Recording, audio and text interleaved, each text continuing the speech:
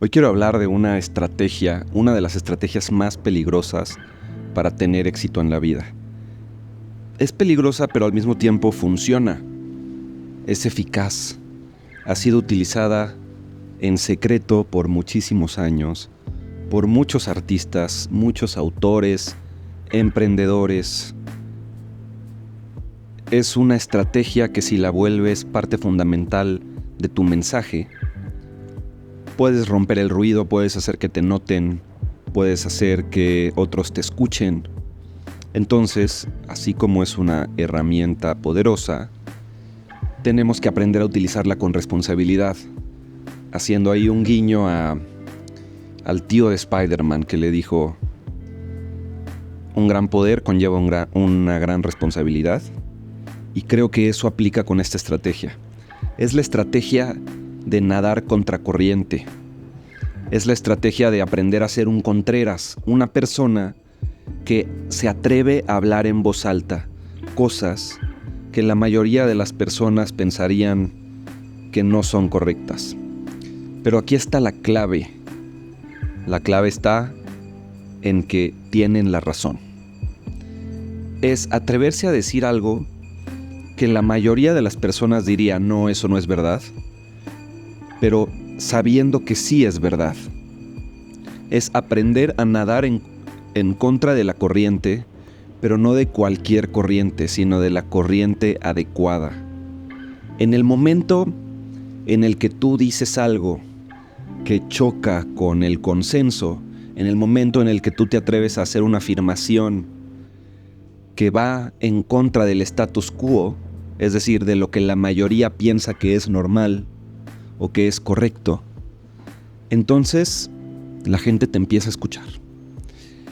Vamos a poner el otro ejemplo. Si tú dices algo que es obvio, nadie le va a poner atención a algo que ya sabe, a algo que cualquier persona puede decir, a algo que cualquier persona puede afirmar, a una verdad que es tan común que para todos es completamente obvio. Pero si tú dices algo que hace que otras personas paren la oreja, si tú dices algo que hace que otras personas empiezan a preguntar: ¿y por qué dices eso? O ¿cómo pruebas que esto es verdad? Porque no es algo que el sentido común te diría que es verdad, pero tú te estás atreviendo a decirlo. Entonces, esta estrategia tiene 3 etapas. La primera etapa es que tienes que tener esa idea. ¿Cuál es tu idea que te hace nadar contracorriente? Esa es la primera fase de la estrategia, y creo que es la más difícil, porque una vez que la eliges, es muy difícil echarse para atrás. Entonces, ten mucho cuidado con cuál es tu idea contraria, con cuál es la corriente que eliges para nadar contracorriente. Porque la segunda fase, el segundo paso, es que estés correcto en tu idea. Primero debes de tener la idea contraria, y después tienes que asegurarte de que puedes argumentar a su favor, que puedes conectar ciertos patrones que favorezcan tu argumento. Tienes que estar del lado de la verdad y tienes que poder explicar por qué estás del lado de la verdad. Esa es la segunda fase. Y la tercera fase es que tienes que ejecutar con urgencia. Y esto también se le llama a veces caminar tu filosofía. Tienes que liderar con el ejemplo. Esa es otra manera de decirlo. Caminar tu filosofía, liderar con el ejemplo, ejecutar con acción constante y con un sentido de urgencia, para demostrar que tu idea contraria no solo es verdad, que ese es el segundo paso, que puedas argumentar con verdad o defender la postura de tu idea contraria, sino que cuando la aplicas a la acción constante, la acción práctica de tu día a día, tu vida mejora. Y esa es la tercera fase, que no solo estés correcto en la idea y que puedas argumentar a favor de esa idea, sino que cuando la pones en acción, experimentas un objetivo tangible. Mejora tu vida de alguna u otra manera. Entonces, por supuesto que la parte más difícil de todo esto es ser un Contreras correcto. La parte más difícil es encontrar una idea fuerte, que la mayoría de las personas piensen que no es verdad, pero que sí sea verdad. O encontrar algún mito, uno de los grandes mitos de lo que tú haces, por ejemplo. Si te dedicas a la meditación, uno de los grandes mitos es que puedes poner tu mente en blanco. Y entonces una de tus ideas contrarias sería: la meditación no es poner tu mente en blanco. La meditación no es dejar de pensar. O no puedes dejar de pensar. Es imposible dejar de tener pensamientos. No puedes apagar el tren de pensamiento interno. Un ejemplo que a mí me gusta mucho, que yo me apropio mucho, es algo así como: la productividad te está matando lentamente. En realidad, la manera más impactante de ser productivo, la manera más natural y orgánica de ser productivo, es a través de la creatividad. Pero cuando tú quieres forzar la productividad, nada más estás dando vueltas con sistemas de hacer más y estás tratando de forzar el trabajo, cuando el verdadero trabajo es cuando para ti no es trabajo sino es juego. Cuando te apasiona tanto lo que haces que logras entrar en estado de flujo creativo y creas sin esfuerzo y creas con tanta pasión que eres la persona más productiva que puedes ser. Por eso yo digo que la productividad no solo te mata lentamente, sino que te hace menos productivo realmente. La única productividad que vale la pena es la que es el resultado o una consecuencia de aprender a utilizar tu verdadera creatividad. Entonces, lo que hay que hacer es aprender a adaptar creencias poco populares y empezar a hablar de ellas. Aun cuando sepas que otros pueden burlarse de ti, aun cuando sepas que se puede generar algún debate, que se puede dar la situación en la que tengas que defender tu idea.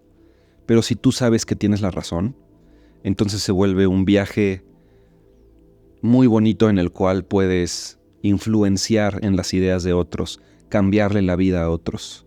Entonces, en el momento en el que se vuelve muy eficaz esta estrategia, no es en el momento en el que otros se enteran de cuál es tu idea contraria, sino en el momento en el que puedes probar que tú tienes la razón.